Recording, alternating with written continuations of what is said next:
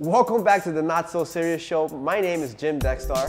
And I am Eddie Lovecraft. And on today's show, we're going to talk about the best NES games, the top 10 NES games that we liked, and some maybe highlights and memories that we had. Yeah, we don't expect you to fall in love with them, but these are the ones that we fell in love with. I'm in love. So take it away. 10. All right, so Battletoads. My next door neighbor had this one. We used to play it all the time, but all I remember about Battletoads is that we died at least 1,000 times. Pure strategy, you have to be good at the game, so if you suck, it's game over. One of the cool things though about the game though was the art style, right? Because it was like, it was grungy looking, and they had weird names like Pimple, Sit, what was the other one? Rad? Or Wart? Wart, no. Pimple, Sit, and Wart, wasn't it? Wart. I think his name was Rad.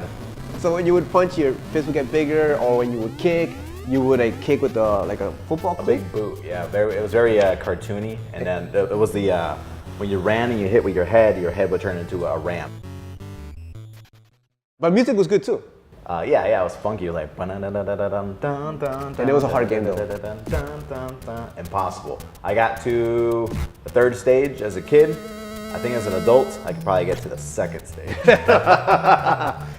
9.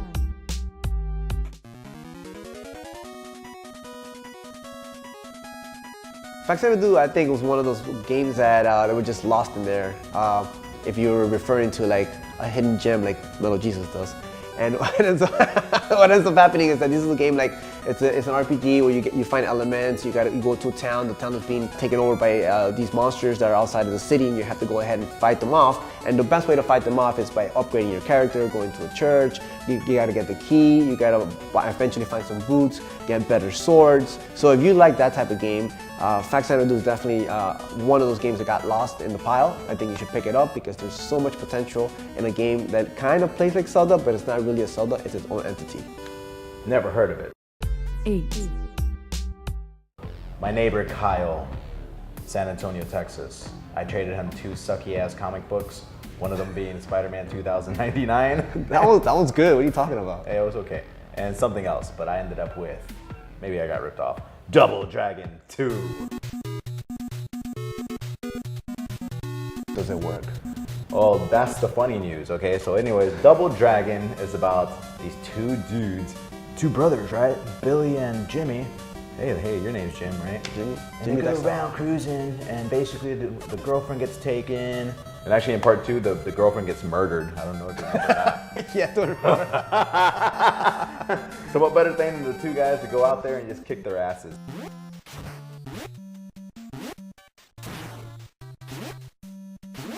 Well, check it out. Okay, well, the funny story is you asked me if this game works. Yeah. It works to a certain stage. Oh no. You know the helicopter stage? I think that's stage That's 2 the or 2 3. stage. Yeah. Once you beat the helicopter stage and you get into the little water stage, it just gets stuck.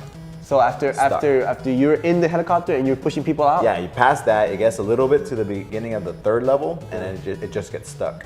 So I played it a million times. I never got past that little stage, not because I sucked, but because it wouldn't allow me to. Right. So guess what? I bought the Nintendo Classic, and it has Double Dragon 2 in there, and I still can't beat stage 3, but I can get there. But I'm gonna try to get to stage 4. We gotta do it. 7.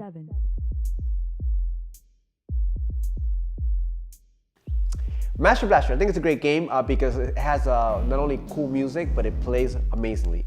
But the way it starts off is kind of strange because there's no caption, you're just watching the story and it's developing as the kid has a little frog in this little fountain. Frog escapes from this little, I guess, fishbowl and then goes into a hole. Fishbowl. Is it a fishbowl? It was one of those, whatever you got there, what do you call that? Fish tank. Comes out of the fish tank and goes into a hole, and then the kid follows him, and then after he follows him, he finds a car, and then the suit, and then he gets into this car that is like something futuristic and advanced. I like the whole idea that he sees this thing, he puts the suit on, he's like, oh yeah, let's do this suicide mission that I have no idea why I'm doing it, but I don't care if I get Exactly. killed. I think all of us would do that being youngsters, right? Because where did the frog go, right? But then at some point you find out, not a spoiler, but remember, this is a Screw it, spoil it. No one's gonna play it. spoiler, yeah, except you might want to play it. But the spoiler is that the frog is the one that you have to beat at the end. Why? That makes no sense. I don't know. But anyways, music is great. It starts off really cool. The car controls really nicely. It just jumps up and it bounces perfectly. It has hydraulics. You can get out of your car. You can go into caves and you can start exploring different areas. You can't keep going forward unless you go back and start gaining all these abilities. And but you know what? It's in my goal to like try to beat that game one day. 6,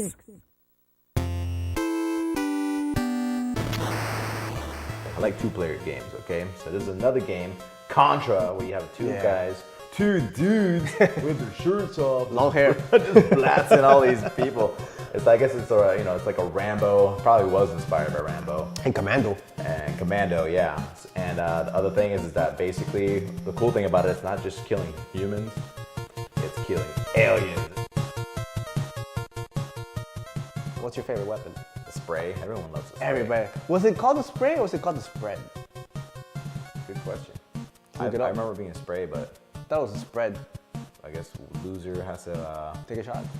take a shot. Okay, can we say the worst weapon together on 3? Okay. It's even worse than the real weapon, the original weapon that you start Okay, with. so we haven't planned this, guys. Okay, on 3. 1, 2, 3. Laser! Oh my god! Like it limits you, and if you press the button like crazy, it just sticks with you. Like You only get lucky if like let's say the boss is right here and you're like standing like right here and then you're just going really, really fast and it'll get a lot of hits. It's strong. It's Yeah, strong. it's Yeah. gonna be awesome. It was a weapon of the future and ahead of its time, and we were just not ready when Contra came. We didn't do it right. 5,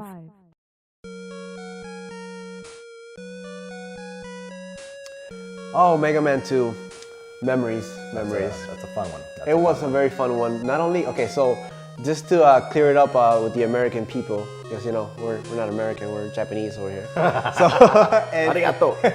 Watashi wa. We know Mega Man as Mega Man. I'm so glad the name is Mega Man, but in Japan, it was called Rockman. So what does Rockman have to do with anything, right? Practically rock and roll. So every song, I promise you, I'm not even lying. Rock and roll, because every song in Mega Man 2 is awesome. Woodman stage, you have Flashman, you have Crash, you have Quickman, like all these stages, they all have awesome songs. No matter what stage you pick, you're having a good time. And I remember my times when I picked up this game, I went to the video store to rent it for $3 and we rented it out, and I was so confused because I wasn't sure if you could pick the characters because you see all the characters there.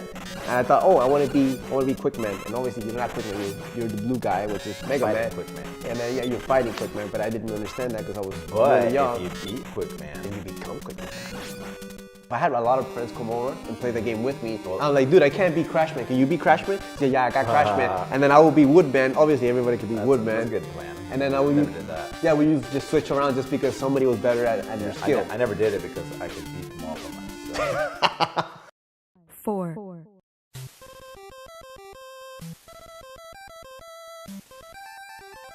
What made Punch-Out really different was that you had to learn how each fighter fought. Yeah. So one fighter could be like, throw a punch at you, fake you out, and if you throw a punch at him, then he'll freaking punch you. So then you're like, oh, okay, I can't do that with this guy. I have to wait for him to do this thing, and that thing, and this thing, and that thing, and then punch him. You remember that there was some times where they would do like training and then you could see the running on the bike? Yeah. Man, it made you want to work out, right? And then you see the Statue of Liberty. Did you buy the Mike Tyson's Punch-Out or did you buy the regular Well, Punch-Out? my friend had the Mike Tyson's Punch-Out, so by the time, I didn't buy it because we always used to play it at his house and I'd be at his house all the time. Yeah. So I ended up buying it maybe 8 years later, and I can only find it as Punch-Out with Mr. Dream. But I thought that because of the Mike Tyson allegations, they were like, oh, Nintendo's like, we don't want to deal with Mike Tyson. He's bad news. But end result, I read about it that basically they had just the contract had expired, so they could have renewed it with Tyson, but they didn't. So they just made it a character named Mr. Dream. 3, Have you ever played a game that kind of reminded you of Double Dragon? Well, River City Ransom is that game.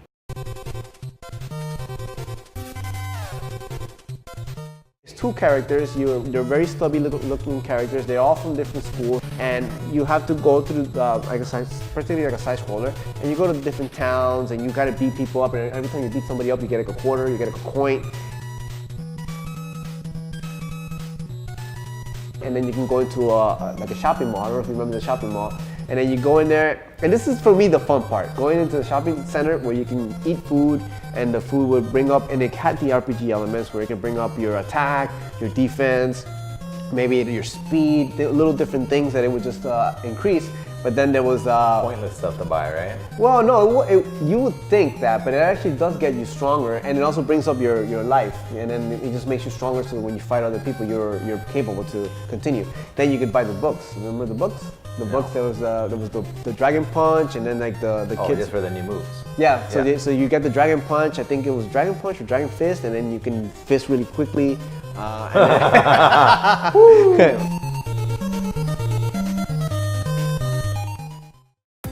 two, So I saw this movie. It was called The Wizard, and probably the best thing about The Wizard, the only thing I can remember about The Wizard is the ending when they played Super Mario 3. This game it blew my mind. My favorite stage, I like Big World. That was Giant World, yeah, that was really interesting. Except if I went to Giant World, then I could never beat the game. So I'd have to like get the whistles before Giant Stage, and then go all the way to the end and just kick some major ass. But I'll say what made Mario 3 probably the best game at the time was flying. And it took Mario to the next level, because it was like Mario 1, cool, Mario 2, yeah, you liked it, but they're completely different. But Mario 3 was like 10 times better.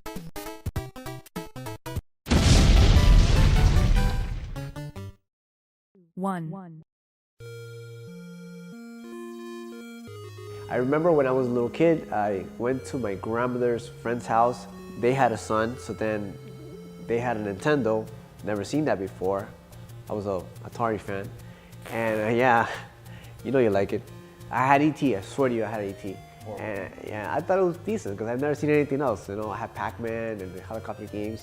But I decided, let me go play this game with this guy. I don't even know what that is. And he puts in the Nintendo Legend of Zelda, and it doesn't work the first time, but so we try again, and there we go. The game starts, the music's awesome. You can put your name in the beginning. Right? And I can remember this though, he had a black and white TV, so I was still impressed with the black and white TV, and then I mean, you had all that gold chrome on the game to look at. That's enough color for you. Yeah, that was enough color. I've never seen anything like that. But the fact that I was playing it, and it just felt really good. And you know, you had the button that was for the sword, and you can have the other button for like bombs. So you could use different buttons for different things. And as you progress the game, you can go to the dungeons. You gotta figure them out. You have to beat up the bosses with the weapon that you would find in the dungeons. But then the game was ideally listicle about just exploring and learning and trying to find out how to get to a place or get to this other place, and then maybe put a bomb here, and then maybe a cave opens up. So there's so many things that you can do. We're gonna be at MegaCon pretty soon, so don't forget to catch us there and say hi. Adios. Take it easy.